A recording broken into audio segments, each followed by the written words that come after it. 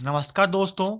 आज हम लेके आए आपके सामने social science SST MCQ series number 9 multiple choice question SST का। आज आपका जो है बहुत इंपॉर्टेंट क्वेश्चन लेके आए हैं एसएसटी के सुपर 30 क्वेश्चन, जो कि सीरीज 1 से लेकर जो सीरीज 8 तक वीडियो नहीं देखे हैं, डिस्क्रिप्शन बॉक्स में लिंक दे दिया गया है, वहाँ पे हमारे सीरीज 1 से लेकर सीरीज 8 तक वीडियो देख लें।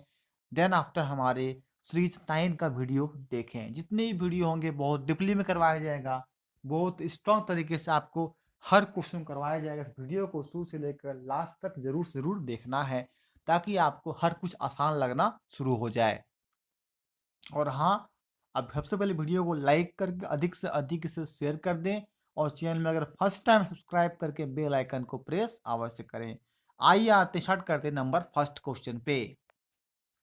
कहता है ऋग्वेदिक काल में सबसे पवित्र नदी कौन सी थी? ऋग्वेदिक काल जो हो सबसे पवित्र सबसे अच्छी नदी जो है वो कौन सी थी? ए सदानीरा, बी सरस्वती, सी सिंधु और डी गंगा।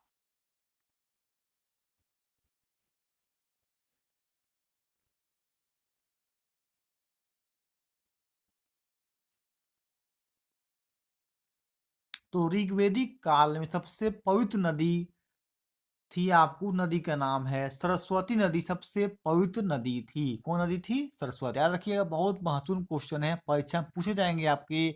चाहे एग्जाम आपका ले लीजिए, सीटेट का हो, एसएससी हो, railway NTPC, group D GSSC, या तो किसी भी टाइप का गवर्नमेंट एग्जाम हो, आपके कहीं न कहीं परीक्षा में पूछ सकते हैं कि ऋग्वेदिक काल में सबसे पवित्र नदी जो है सरस्वती नदी थी। याद रखिए, देखिए बात किया जाएगा ऋग्वेदिक काल में। देखिए, ऋग्वेदिक लोग अपनी भौतिक आकांक्षाओं को की पूर्ति के लिए यज्ञ और अनुष्ठान के माध्यम से प्रकृति का आह्वान करते थे। सभी देवता प्राकृतिक शक्तियों के प्रतीक थे। ऋग्वेद में सबसे महत्वपूर्ण देवता इंद्र को माना गया, जिन्हें पुरंदर कहा जाता था। इन्हें वर्षा का देवता भी कहा जाता है, इंद्र को। इसकी स्तुति हेतु ऋग्वेद में कितने सूक्त? ऋग्वेद में 250 सूक्त हैं। तो ऋग्वेद से बना है ऋग्वेदिक काल में सबसे पवित्र नदी।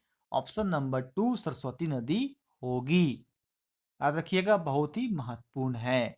आइए आते हैं next question, question number 2 SST का। नंबर 2 कहता है बुद्ध काल में सबसे बड़ा और शक्तिशाली गणराज्य था। बुद्ध काल जो था वो सबसे बड़ा और शक्तिशाली जो है गणराज्य था, उसका आपको नाम बताना है।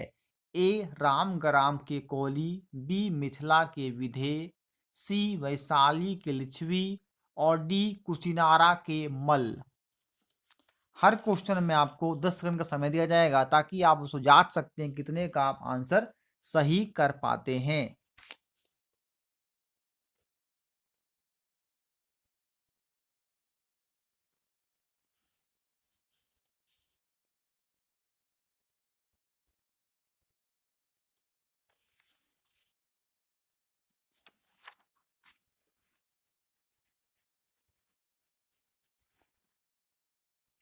तो बुद्ध काल में सबसे बड़ा और शक्तिशाली गणराज्य वैशाली के लिच्छवी था। मीन्स 2 का option number C correct answer हो जाएगा। वैशाली के लिच्छवी बुद्ध काल में सबसे बड़ा और शक्तिशाली गणराज्य था। 2 का option number C correct answer हो जाएगा।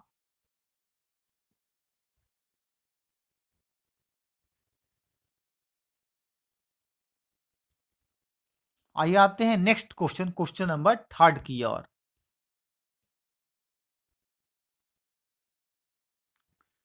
थर्ड कहता है कालाशौक की राजधानी थी। क्या है? कालाशौक की राजधानी कैपिटल क्या था?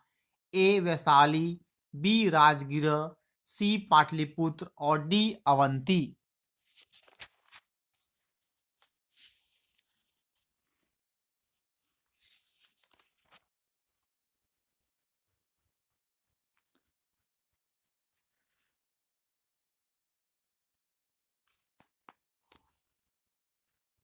तो कालाशौक की राजधानी पाटलिपुत्र थी। मीन्स थर्ड का option number C correct answer हो जाएगा। देखिए, कालाशौक का बात किया जाए 394 ईस्वी से लेकर 366 ईस्वी पूर्व तक राजगद्दी में कालाशौक बैठा था। यह शिशुनाग का पुत्र था। पूछिएगा कालाशौक किसका पुत्र था, बेटा था, तो कहना होगा शिशुनाग का बेटा था, जो शिशुनाग की मृत्यु के बाद मगध का शासक बना। इसका नाम पुराणों में काकवर्ण मिलता है। इसने वैशाली के स्थान पर पाटलिपुत्र को अपनी राजधानी बनाया। तो कालाशौक राजधानी किसको बनाया था, तो कालाशौक राजधानी पाटलिपुत्र को बनाया। कालाशौक के काल को मुख्यतः दो महत्वपूर्ण घटनाओं के लिए जाना जाता है। वैशाली में दूसरी बौद्ध परिषद की बैठक और पाटलिपुत्र मीन्स आधुनिक पटना में मगध की राजधानी का स्थानांतरण। जानकारी मिल जाती है क्वेश्चन नंबर 3 से। आइए आते नेक्स्ट क्वेश्चन, क्वेश्चन नंबर 4 की ओर।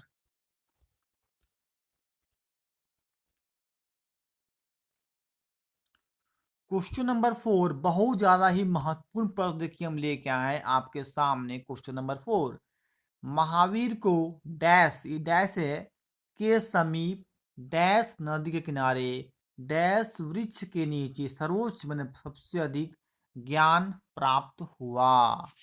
बहुत ज्यादा महत्वपूर्ण देखिए क्वेश्चन आपके सामने लेके आए हैं कि महावीर आने कह सकते हैं महावीर स्वामी, जो कि जैन धर्म के 24वें और अंतिम तीर्थंकर जाने जाते हैं महावीर, वही कह रहे हैं कि महावीर को डैश के समीप डैश नदी किनारे डैश वृक्ष मीन्स पेड़ के नीचे सर्वोच्च ज्ञान प्राप्त हुआ। ए लुम्बिनी ऋजुपालिका पीपल, बी गया गंगा बरगद, सी जुम्बिग्राम सरस्वती साल, डी जुम्बिग्राम ऋजुपालिका शाल।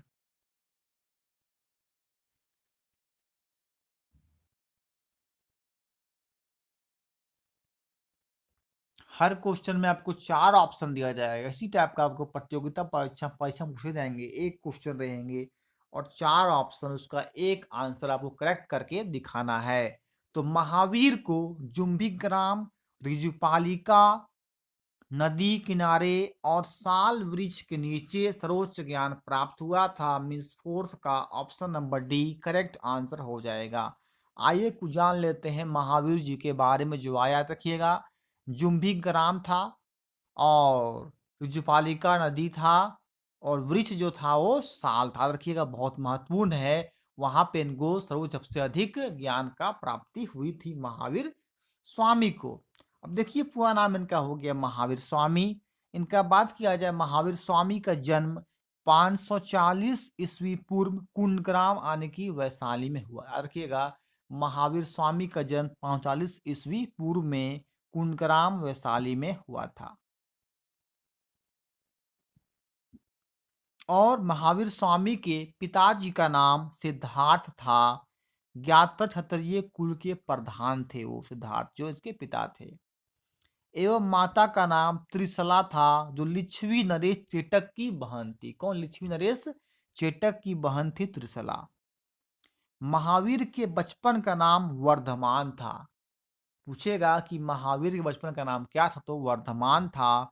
यशोधा नाम की कन्या से इनका विवाह हुआ। किसके नाम से हुआ? यशोधा नाम कन्या से इनका शादी हो गया, जिसने अनुजिया प्रियदर्शनी नामक पुत्री को जन्म दिया। उसका नाम था अनुजिया प्रियदर्शनी नामक पुत्री को जन्म दिया। प्रियदर्शनी का विवाह जमाली नामक क्षत्रिय से हुआ। वह महावीर का प्रथम शिष्य भी बन गया। प्रथम शिष्य भी जो है वो महावीर स्वामी का दामाद बना था। इनका नाम था जमाली। 30 वर्ष की अवस्था में महावीर ने गृह त्याग किया। मीन्स तब 30 वर्ष जब उनके पूरे हो गए, उन्होंने अपना घर को छोड़ दिया और 12 वर्ष तक कठोर तपस्या एवं साधना के बाद 42 वर्ष की अवस्था में महावीर को जुम्बिग्राम के समीप ऋजुपालिका नदी के किनारे और साल वृक्ष साल पेड़ के नीचे क्या हुई? सर्वोच्च ज्ञान मतलब कर सकते हैं केवल्य ज्ञान प्राप्त हुआ उन्हें। और ज्ञान प्राप्ति के बाद महावीर जीन विजेता केवलिन कहलाए, निग्रंथ बंधन रहित कहलाए। और महावीर स्वामी की मृत्यु कहा जाए तो 72 वर्ष की आयु में पावापुरी जो कि बिहार में स्थित है 468 ईस्वी पूर्व में हुई। याद रखिएगा, महावीर स्वामी की मृत्यु भी पावापुरी 468 ईस्वी पूर्व में हुआ था और इनका जन्म याद रखिएगा महावीर स्वामी का 540 ईस्वी पूर्व कुंडग्राम वैशाली में। जानकारी मिल जाती है क्वेश्चन नंबर 4 से। आइए आते हैं नेक्स्ट क्वेश्चन नंबर की ओर।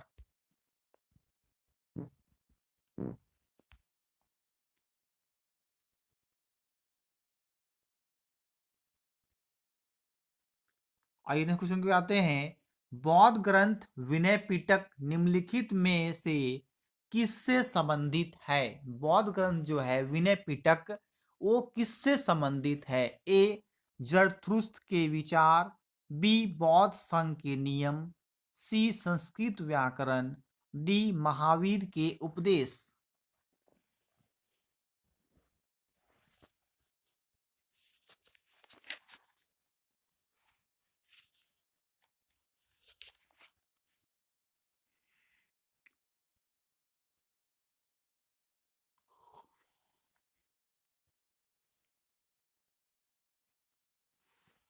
तो बौद्ध ग्रंथ विनय पिटक जो है संबंधित आपका बौद्ध संघ के नियम से संबंधित है। बौद्ध ग्रंथ विनय पिटक बौद्ध संघ के नियम से, फिफ्थ का option number B correct answer हो जाएगा। आइए जब आते हैं आपका बौद्ध ग्रंथ जान लीजिए बौद्ध के बारे में। देखिए बौद्ध धर्म का जो है संस्थापक वो गौतम बुद्ध से जो जाना जाता है। बुद्ध ने लिप्सा को तृष्णा कहा है। बुद्ध ने लिप्सा को क्या कहा है? तृष्णा कहा है। बुद्ध ने शिक्षा दी कि आत्म संयम अपनाकर हम ऐसी लालसा से मुक्ति पा सकते हैं। वे मानते थे कि कर्मों के परिणाम चाहे वे अच्छे हो या बुरे हमारे वर्तमान जीवन के साथ साथ बाद के जीवन को भी प्रभावित करते हैं। बुद्ध ने कहा कि लोग किसी शिक्षा को केवल इसलिए नहीं स्वीकार करें कि यह उनका उपदेश है, बल्कि वे अपने विवेक से मापें, मतलब अपना बुद्धि से जांचें किसी चीज को। और बौद्ध धर्म के त्रिरत्न हैं बुद्ध, धम्म और संघ जो है बौद्ध धर्म के 3 गुरत्न हैं। कौन कौन से हैं? बुद्ध, धम्म तथा संघ। बुद्ध के उपदेशों में सबसे महत्वपूर्ण 4 आर्य सत्य हैं जिनमें पूरे धर्म का सार निहित है। क्या और क्या कहें? दुख संसार में सर्वत्र दुख ही दुख है। उसने संसार में कहें कि हमेशा जहां जाओ वहां पे दुख ही दुख है। दुख समुदाय, दुख उत्पन्न होने के अनेक कारण हैं जिनके मूल में तृष्णा है। दुख को हरने वाले अष्टांगिक मार्ग को मध्यम मार्ग अथवा मंजिम प्रतिपदा भी कहते हैं। इन्हें भिक्षुओं का कल्याण मित्र कहा गया है। बौद्ध धर्म के अनुसार मनुष्य के जीवन का परम लक्ष्य है निर्वाण प्राप्ति। क्या है? निर्वाण प्राप्ति भी कहा बौद्ध धर्म ने। निर्वाण का अर्थ है दीपक का बुझाना, अर्थात जीवन मरण के चक्र से मुक्ति हो जाना। यह निर्वाण इसी जन्म में प्राप्त हो सकता है, किंतु महापरिनिर्वाण मृत्यु के बाद ही संभव है। संभव मृत्यु के बाद संभव कहते हैं क्या चीज? महापरिनिर्वाण कहते हैं। मिल जाती है क्वेश्चन नंबर 5। आइए आते हैं नंबर क्वेश्चन नंबर 6 की ओर। 6 कहता है बौद्ध धर्म में बोधिसत्व थे वे लोग जिन्होंने निर्वाण प्रबोध प्राप्त किया। बी बुद्ध की प्रतिमाएं, सी चीनी बौद्ध तीर्थयात्री और डी बौद्ध विज्ञान।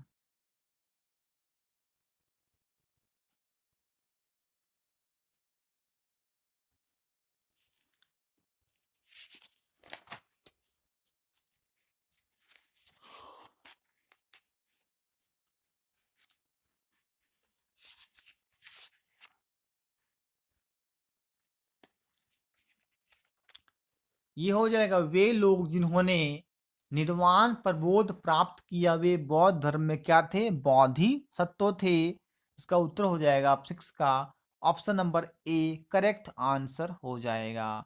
आइए बढ़ते हैं नंबर 7 की ओर।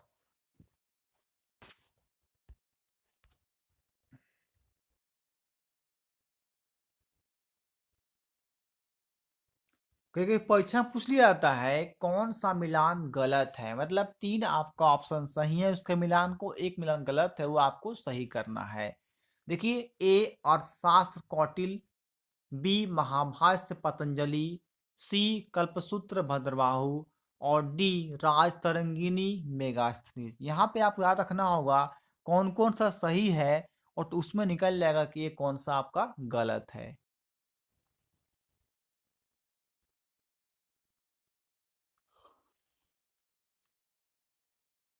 देखिए, देखने से लगता है यहाँ पे कौन सा गलत है। तो अर्थशास्त्र जो है कौटिल्य के द्वारा लिखा गया, बिल्कुल सही है।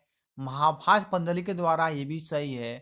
कल्पसूत्र भद्रबाहु द्वारा ये भी सही है। लेकिन राजतरंगिणी जो है वो है कलहन के द्वारा, लेकिन यहाँ पे दिया गया मेगास्थनीज, मतलब यही गलत है। मीन सेवेंथ का option number D correct answer हो जाएगा। क्या हो जाएगा? राजतरंगिणी मेगास्थनीज, ये बिल्कुल गलत। राजतरंगिणी जो है वो कलहन के द्वारा लिखा गया था।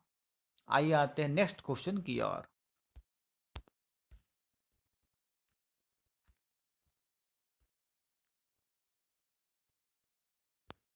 क्वेश्चन कहता है सातवाहन शासकों ने तांबे व कांसे के अलावा डैश तथा डैश के सिक्के चलवाए। क्या है? सातवाहन शासकों ने तांबे व क्या चलाए? कांसे के अलावा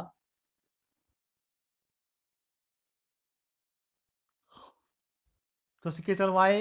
ए सीसा पोटीन, बी पोटीन सीसा, सी पीतल तांबा और डी चांदी सोने।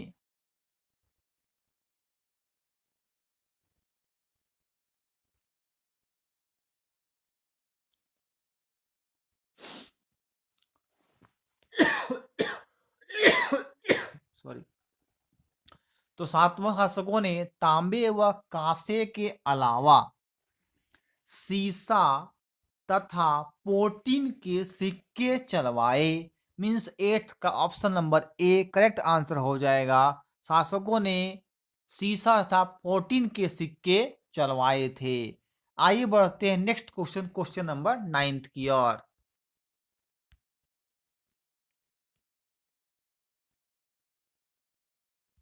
नाइन्थ का था सौरमंडल में निम्नलिखित में से कौन शामिल नहीं किया जाता है। सौरमंडल पता है आपको? सौरमंडल है तो कह रहा है कौन शामिल नहीं किया जाता है किसमें? सौर मंडल में।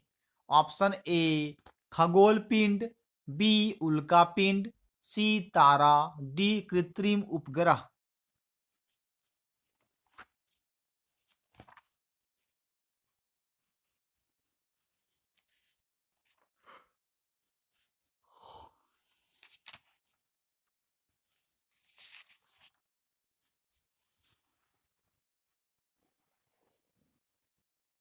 तो सौरमंडल में आपका कृत्रिम उपग्रह को शामिल नहीं किया जाता है। मीन्स खगोल पिंड शामिल किया जाएगा सौरमंडल में, उल्का पिंड शामिल किया जाएगा, तारा भी किया जाएगा, कृत्रिम उपग्रह शामिल नहीं किया जाता। देखिए, बात आता है सौरमंडल का। सौरमंडल यानी कि सौर शब्द का अर्थ है सूर्य से संबंधित, इसलिए सूर्य के परिवार को सौरमंडल कहा जाता है। सौरमंडल को सौर परिवार भी कहा जाता है, इसका मुखिया सूर्य है। सौरमंडल में वर्तमान में कुल कितने? 8 ग्रह और अधिक उपग्रह हैं। सौरमंडल के संबंधित ग्रहों उपग्रहों को परिभाषित करने साथ ही मान्यता देने के लिए अंतर्राष्ट्रीय खगोल संघ है। अब बात किया जाए ग्रह, तो ग्रह को अंग्रेजी में कहा जाता है प्लेनेट। कहते हैं प्लेनेट ग्रीक भाषा के प्लेटानाई से बना है, जिसका अर्थ होता है परिभ्रमक अर्थात चारों ओर घूमने वाला। ग्रह ऐसे खगोलीय पिंड होते हैं जो सूर्य के चारों ओर एक निश्चित दिशा में परिक्रमा करते हैं। ग्रह का स्वयं का प्रकाश एवं ऊष्मा नहीं होती है, खुद दूसरे से लाइट से वो चमकता है। खुद से उसका ग्रह यानी प्लैनेट का कुछ भी प्रकाश ऊष्मा नहीं होता है।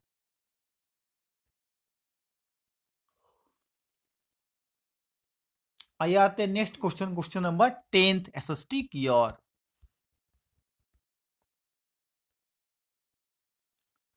10th का था निम्नलिखित में से कौन सी देशांतर रेखा जो को अंतर्राष्ट्रीय तिथि रेखा कहा जाता है। कौन सा जो है देशांतर रेखा क्या है?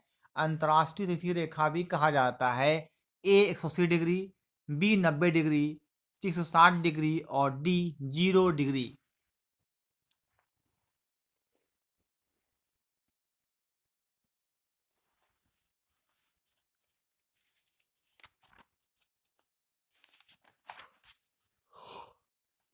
तो देशांतर रेखा जो है अथाई कहा जाता है उसे 180 डिग्री को, देशांतर रेखा को अंतर्राष्ट्रीय रेखा कहा जाता है। किसे? 180 डिग्री यानी कि 180 डिग्री को कहा जाता है। आइए आते हैं नेक्स्ट क्वेश्चन की ओर।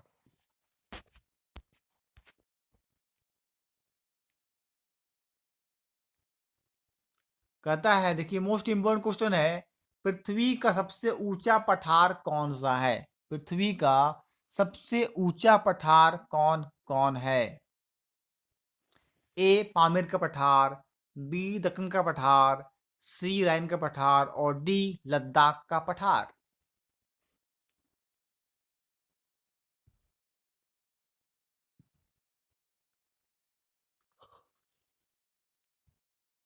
तो पृथ्वी का सबसे ऊंचा पठार पामीर का पठार है। 11th का option number A correct answer हो जाएगा। पृथ्वी का सबसे ऊंचा पठार पामीर का पठार है। आइए आते नेक्स्ट क्वेश्चन की ओर। क्वेश्चन कहता है, भारत में कौन सी नदी को है जो विपरीत दिशा में बहती, भी मतलब होता है उल्टा दिशा में बहती है। वो नदी का नाम बताना है जो और भी नदियों से उल्टा बहती है। ए नर्मदा, बी तापी यानी ताप्ती बोलेंगे और सी उपयुक्त दोनों और डी कावेरी।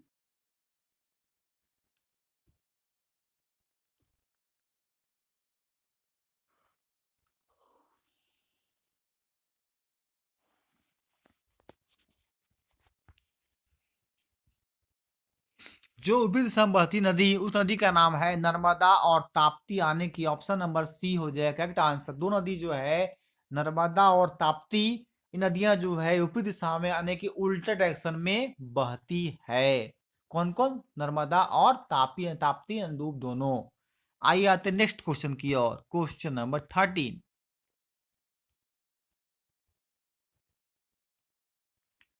कहता है 13 नंबर, पृथ्वी का ऐसा भाग जिसमें पर्यावरण के 3 घटक जल, वायु, भूमि मिले होते हैं उसे क्या कहते हैं?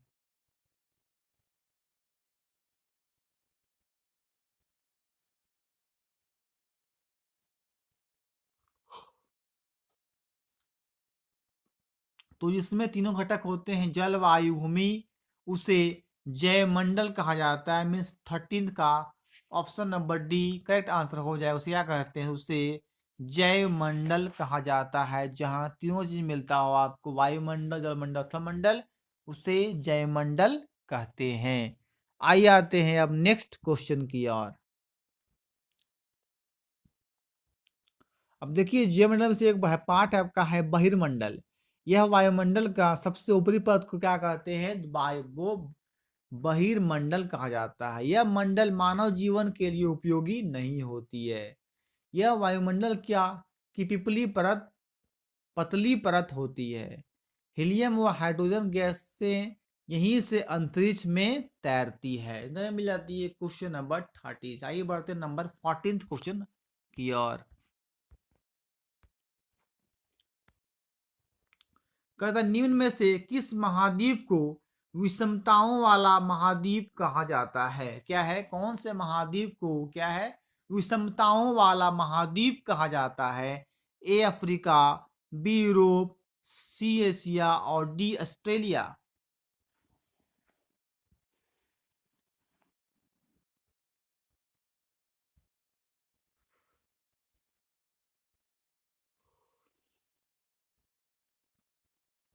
तो उस महाद्वीप को विषमताओं वाला महाद्वीप कहा जाता है, वो है आपका एशिया।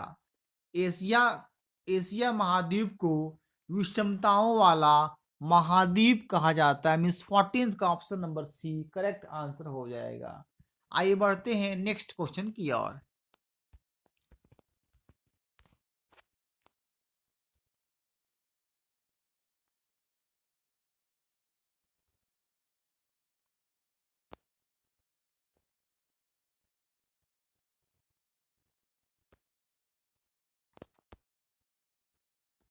जितने भी क्वेश्चन है सब महत्वपूर्ण है। 15 में कहता है निम्न में से सही सुमेलित नहीं है, मतलब कौन सा गलत है वो आपको बताना है। ए पृथ्वी दिवस 22 अप्रैल, बी विश्व जल दिवस 23 अप्रैल, सी पर्यावरण दिवस 5 जून और डी ओजोन दिवस 16 सितंबर।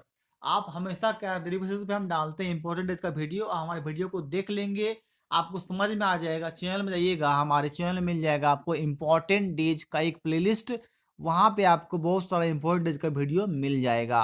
अब देखिए सही समेत कौन सा नहीं है। पृथ्वी दिवस मनाया जाता है 22 सितंबर को, बिल्कुल सही है। पर्यावरण दिवस 5 जून को, बिल्कुल सही है। ओजोन दिवस 16 सितंबर को, ये भी सही है। लेकिन यहाँ पे कह रहा है विश्व जल दिवस, जो कहेंगे वर्ल्ड वाटर डे, वो लिखा हुआ है 23 अप्रैल, 15 का option number B correct answer हो जाएगा। कौन सुमेलित नहीं है, तो सुमेलित विश्व जल दिवस नहीं है। जान लीजिए कब मनाया जाता है विश्व जल दिवस, प्रत्येक 22 मार्च को मनाया जाता है। इसी कारण से होगा, ये गलत हो जाएगा। विश्व जल दिवस जो दिया गया 23 अप्रैल, वो गलत जोड़ा है। ऐसे परीक्षा में क्वेश्चन आते हैं। आइए आते हैं नेक्स्ट क्वेश्चन, क्वेश्चन नंबर 16 की ओर। 16 का तो सामाजिक वानिकी का संबंध है, रिलेशन किससे, सामाजिक वानिकी का। ए सामूहिक वृक्षारोपण से, बी नगरीय पार्क से, सी खेतों के मेड़ पर वृक्ष लगाना, डी उपरोक्त सभी।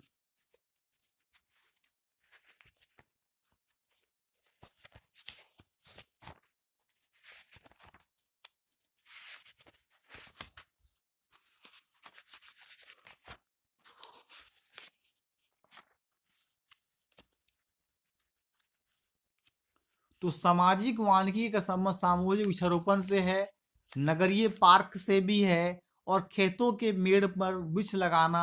तो आने की इसका मतलब 16 का option number D correct answer हो जाएगा। सामाजिक वानिकी का संबंध ये तीनों से है, मिस ऑप्शन डी लिखा उपयुक्त सभी, अनुपयुक्त सभी इसका आंसर हो जाएगा। आइए बढ़ते हैं अब नेक्स्ट क्वेश्चन, क्वेश्चन नंबर 17 की ओर।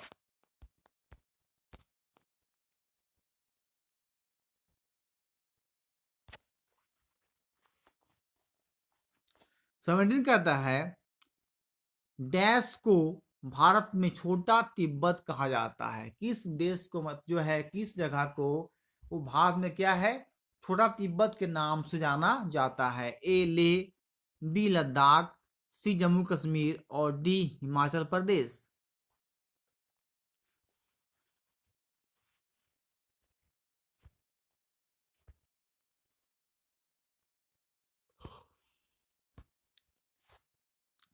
तो लद्दाख को भारत में छोटा तिब्बत कहा जाता है, मीन 17 का ऑप्शन नंबर बी हो जाएगा सही आंसर। लद्दाख को भारत में छोटा तिब्बत के नाम से जाना जाता है। आइए आते नेक्स्ट क्वेश्चन की ओर।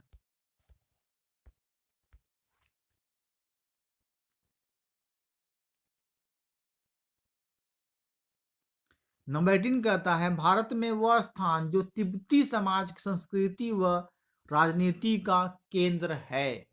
वह स्थान जो क्या है, तिब्बती समाज के लिए संस्कृत और राजनीति का केंद्र है। ए ले, बी लद्दाख, सी धर्मशाला और डी उपरोक्त सभी।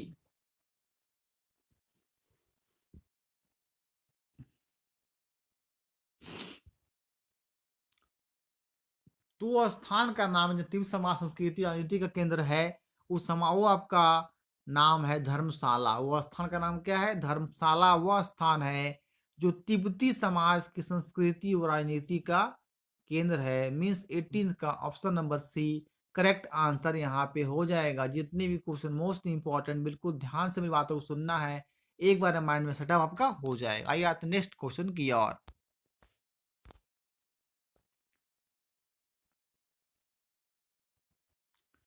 क्वेश्चन बोलता निम्नलिखित अधिकारों में सबसे महत्वपूर्ण अधिकार है। किन में अधिकारों में सबसे अधिक महत्वपूर्ण अधिकार है, किस चीज का है। ए शिक्षा संस्कृति का, बी संवैधानिक उपचारों का, सी समानता का और डी स्वतंत्रता का। बताइएगा निम्नलिखित अधिकारों सबसे अधिक महत्वपूर्ण अधिकार किसका है।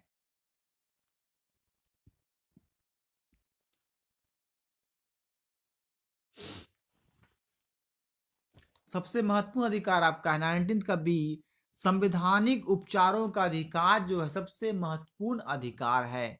आइए आते नेक्स्ट क्वेश्चन की ओर, क्वेश्चन नंबर 20। 20 कहता है संयुक्त राज्य अमेरिका, जिसको बोलते हैं देखिएगा यूएसए, क्या कहते हैं, USA, United states of America बोलते हैं। अमेरिका में सामाजिक भेदभाव को रोकने के लिए नागरिकता अधिनियम कब पारित हुआ? रोकना था क्या चीज? सामाजिक जो हो रहा है भेदभाव ना समाज में, उसी को रोकने के लिए नागरिकता अधिनियम जो है लागू किया गया। वो कब लागू किया गया? अमेरिका में। ए 1964, बी 1965, सी 1864 और डी 1865।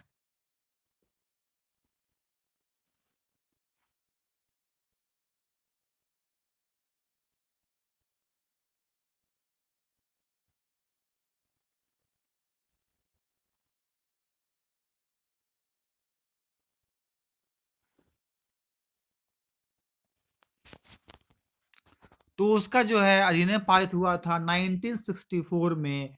तो 67 ईस्वी में जो है वो सामाजिक भेदभाव को रोकने के लिए नागरिकता अधिनियम पारित किया। तो 20 का option number A correct answer हो जाएगा। आइए बढ़ते नेक्स्ट क्वेश्चन की ओर। Question number 21।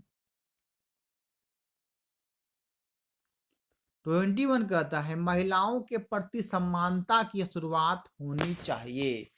महिलाओं के प्रति क्या है? समानता की शुरुआत होनी चाहिए। ए केवल समाज से, बी केवल घर से, सी केवल परिवार से और डी केवल घर परिवार से।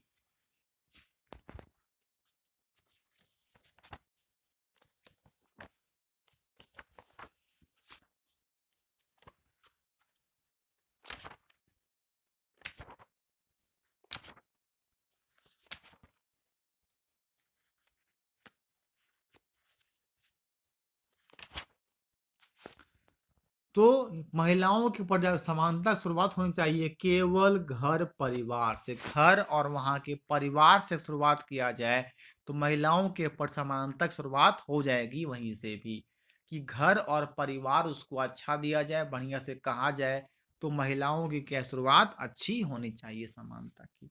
आइए आते हैं नेक्स्ट क्वेश्चन, क्वेश्चन नंबर 22 की ओर।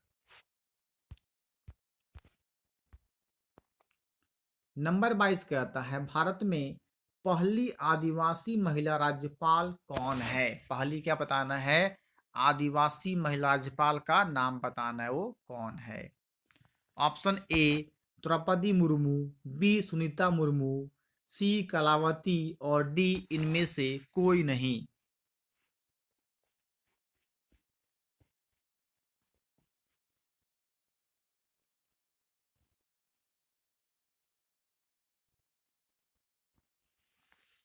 तो भारत में पहली आदिवासी महिला राज्यपाल बनी है option number A Draupadi Murmu जो है वो भारत में पहली आदिवासी महिला राज्यपाल बनी है। राज्यपाल जो है झारखंड स्टेट के राज्यपाल जो है प्रेजेंट टाइम में वो द्रौपदी मुर्मू है।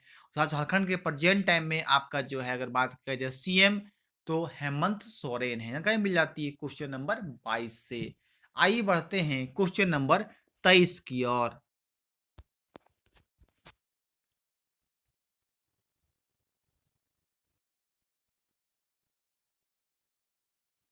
23 कहता है भारत के संविधान के किस भाग में प्रेस की स्वतंत्रता का प्रावधान है? तो बताना है भारत संविधान के किस भाग में क्या बोला है प्रेस की स्वतंत्रता का प्रावधान है, वो आपको आंसर करना है। ए भाग 3, बी 4, भाग 10, भाग 12।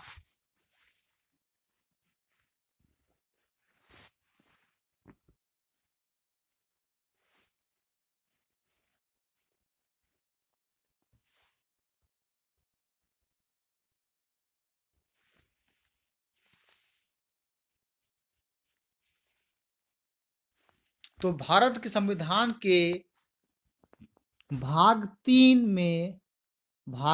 में, प्रेस की स्वतंत्रता का प्रावधान है। मीन्स आपका 23 का ऑप्शन नंबर सी यहाँ पे करेक्ट आंसर हो जाएगा। क्या हो जाएगा आपका? तो भाग 3 में जो है वो प्रेस स्वतंत्रता का प्रावधान है। आइए बढ़ते हैं नेक्स्ट क्वेश्चन की ओर। Question number 24। 24 कहता है निम्नलिखित में से कौन सा विज्ञापन सामाजिक नहीं है? समाज से बाहर है कौन सा विज्ञापन? ए लेन में गाड़ी चलाना बुद्धिमत्तापूर्ण है, बी पानी की प्रत्येक बूंदें बचाइए, सी अतिथि देवो भवा और डी जीवन बीमा जिंदगी के साथ भी जिंदगी के बाद भी। बताइएगा इसका सही उत्तर कौन है जो विज्ञापन सामाजिक नहीं है।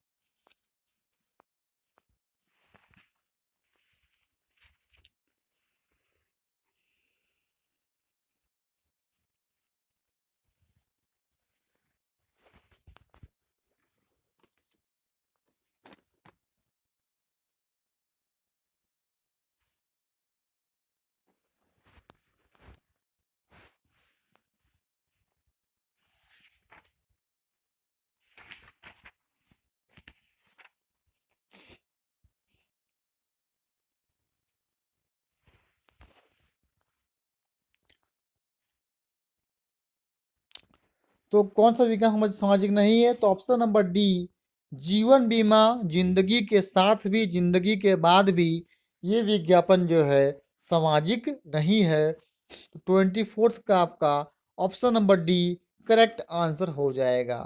आइए बढ़ते हैं अब नेक्स्ट क्वेश्चन नंबर 25 की ओर।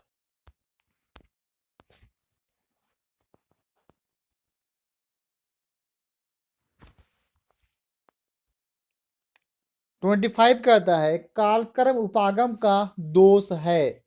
ए रोचकता का अभाव, बी शिक्षा के सिद्धांतों का उल्लंघन, सी पुनरावृत्ति और डी उपरोक्त सभी।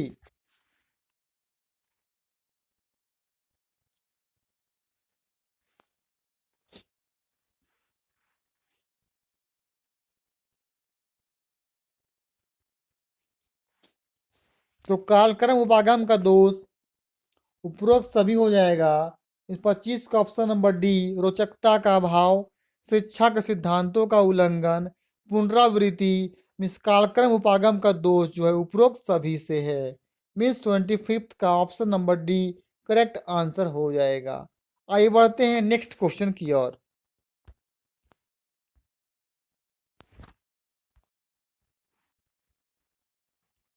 सामाजिक विज्ञान के शिक्षण में प्रयोग की जाने वाली भाषा कैसी होनी चाहिए? ऑप्शन ए प्रमुख समूहों का प्रतिनिधित्व करती हुई, बी मुश्किल, सी पक्षपातपूर्ण और डी तटस्थ संवेदनशील।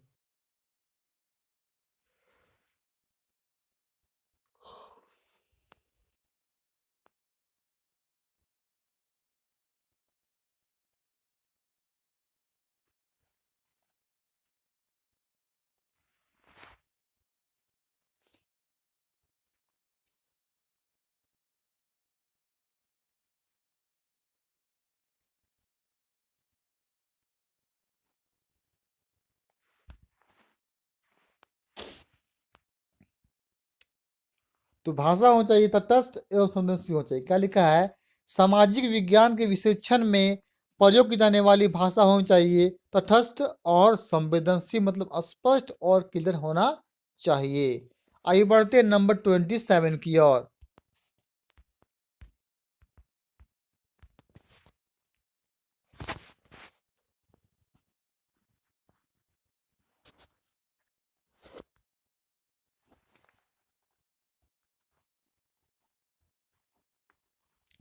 नेक्स्ट नंबर कहता है 27 नंबर कहता है, देखिएगा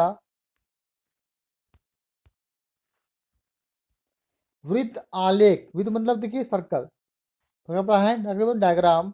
वृत्त आलेख किसके लिए उपयोगी है?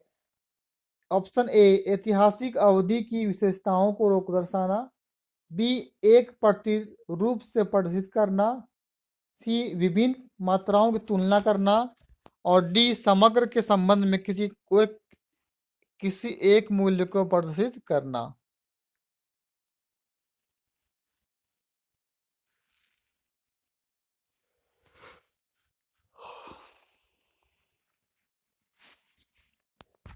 ऑप्शन नंबर डी हो जाएगा। वृत्त आलेख किनारे के लिए समग्र के संबंध में किसी एक मूल्य को प्रदर्शित करेगा।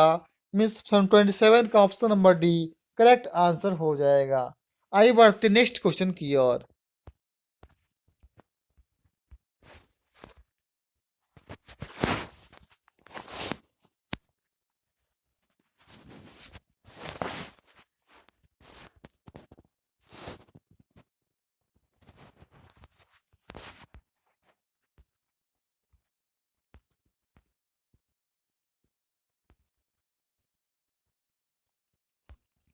सही उत्तर हो जाएगा इसका एक एक विशेष सामाजिक संरचना के विभिन्न आयामों का सजीव चित्रण करना है। ऐतिहासिक क्या है, फिल्में उपयोगी है। तो 28 का option number D correct answer हो जाएगा। चलिए बढ़ते हैं अब, और 27 बता दी क्या होगा 27 का। तो विद आलेख को समग्र के संबंध में किस एक मूल्य को प्रदर्शित करना को वृत्त आलेख उपयोगी है। आइए आते नेक्स्ट क्वेश्चन नंबर 28 होगी, क्या बताया देखिए आपका, सामाजिक विज्ञान की शिक्षा में ऐतिहासिक फिल्में उपयोगी है। तो हो जाएगा आपका 28 का डी, एक विशेष सामाजिक संरचना के विभिन्न आयामों का सजीव चित्रण करने में होता है। आइए नेक्स्ट क्वेश्चन, क्वेश्चन नंबर 29 की ओर।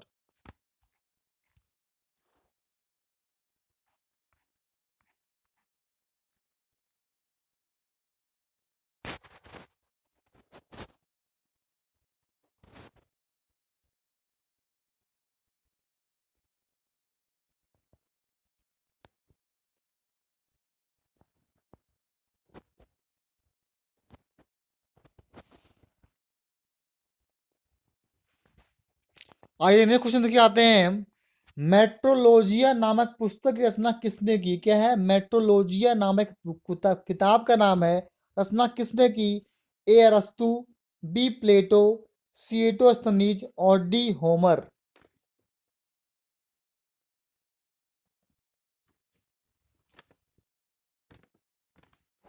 तो मेट्रोलॉजिया नामक पुस्तक की रचना अरस्तु के द्वारा किया गया है। मिस 29 का ऑप्शन नंबर ए हो जाए करेक्ट आंसर। मेट्रोलॉजिया नामक पुस्तक की रचना जो है वो अरस्तु के द्वारा किया गया है।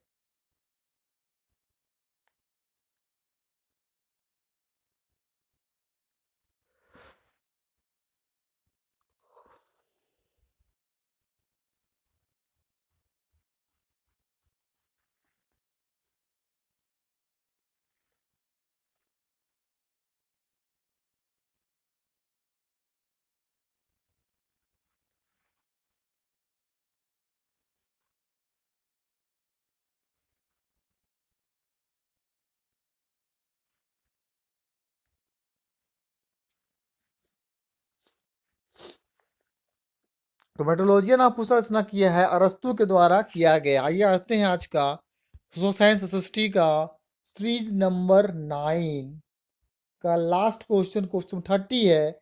नेफोमीटर से निम्नलिखित में से किसका मापन किया जाता है। किसमें, नेफोमीटर से किसका मापन किया जाता है। ए वर्षा की मात्रा, बी सागरीय लवणता की मात्रा और डी बादलों की दिशा और गति की मात्रा, इनमें से सभी।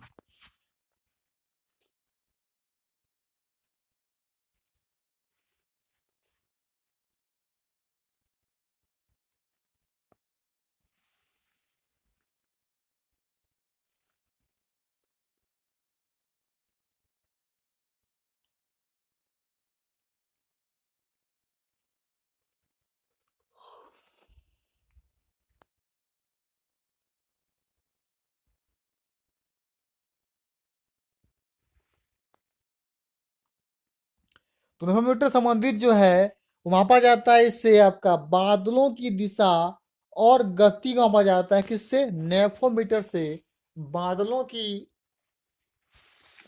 बादलों की दिशा और गति को मापने में काम करता है कौन, नेफोमीटर करता है। अब देखिएगा कभी कभी परीक्षा पूछ सकता है आपको ऐसे भी कि बादलों की दिशा में एवं गति को मापने वाले यंत्र का नाम बताइए। देखिए वहां पे घुमा दिया है, क्या बोला है कि बादलों की दिशा एवं गति को मापने वाले यंत्र का नाम क्या हो जाएगा, तो नेफोस्कोप हो जाएगा। और यहाँ पे नेफोमीटर है। और क्वेश्चन क्या आ सकता है, सापेक्षिक आर्द्रता को निम्नलिखित में से किस ग्रह पर दिखा सकते हैं। देखिए उस ग्रह का नाम आपका हो जाएगा क्लाइमोग्राफ। क्या हो जाएगा, क्लाइमोग्राफ जो है किसी माप पर दिखाया जाता है। आगे देखिए है, जीवन एवं मृत्यु का भूगोल, geography of life and death, निम्नलिखित में से किस ब्रिटिश भूगोलवेत्ता की कृति की है, लिखी है। A Harrison Church, B O H K Spate, C sir Dudley Stamps और डी सीबी फॉसेट।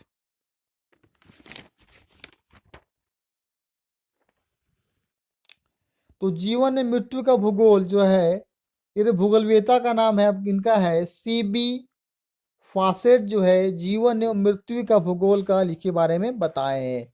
जितने भी क्वेश्चन करवा दिए प्लीज, से बहुत इंपॉर्टेंट क्वेश्चन थे। आप बिल्कुल अगर देखे हुए तक वीडियो को लाइक नहीं किए फ्रेंड्स, एक लाइक कर दीजिए, अधिक से अधिक शेयर करें और बताएं कि कमेंट करके कि वीडियो आपको कितना अच्छा लगा, हमारे सृष्टि का जानकारी कितना आपको प्राप्त हुआ। सभी जो है टॉप 30 क्वेश्चन हैं जो कि आपके साथ प्रस्तुत किए हैं। आप वीडियो को आराम से शुरू से लेकर लास्ट तक देखें, और किसी टाइप का कोई प्रॉब्लम हो तो कमेंट सेक्शन में आप कमेंट अवश्य कर दें, नेक्स्ट टाइम उसका वीडियो बनाया जाएगा। चलिए ओके फ्रेंड्स, तो वीडियो को लास्ट तक वॉच करने के लिए आपको थैंक यू।